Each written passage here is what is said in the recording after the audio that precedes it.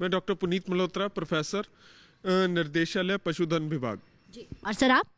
मेरा नाम रविकांत गुप्ता है और मैं यहाँ पे असिस्टेंट प्रोफेसर के रूप में कार्यरत हूँ।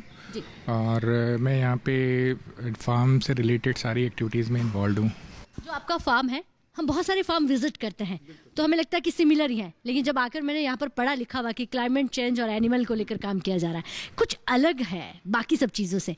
तो हम अगर खेती पर इतना ध्यान दे रहे हैं तो पशु पर ध्यान देने की कितनी ज़रूरत है? बहुत ज्यादा जरूरत है। जितना हम खेती पे ध्यान दे रहे उतना ही हमें पशुओं पे भी ध्यान देने की जरूरत है, क्योंकि पशुओं का जो है ये एक सहायक धंधा और कुछ लोगों ने तो उसे मुख्य धंधा के रूप में अपना लिया हुआ है। तो इसलिए इस पे भी उतना ही ध्यान देने की जरूरत है। हम जब इसमें चाहते हैं कि पशुधन से हमें मुनाफा मिले, तो मुनाफा लेने के लिए हमें सारी वो जो साइंटिफिक गतिविधियां वैसे ही फॉलो करनी पड़ेगी, वैसे ही उनका ध्यान रखना पड़ेगा।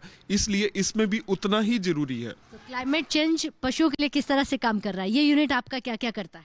ये यूनिट ऐसे है कि हमें एक प्रोजेक्ट मिला था जो NAFCC है, national adaptation fund for climate change. वो ministry of environment, forest and climate change के अंडर आता है। उसमें उन्होंने नाबार्ड को फंड दिया। नाबार्ड के थ्रू हम आगे इस प्रोजेक्ट में जुड़े और इस शेड में हमने इसके डिज़ाइन पे, क्लाइमेट रेजिलियंस पे काम किया, ताकि यहाँ पे जो पशुधन है वो आराम से रह सके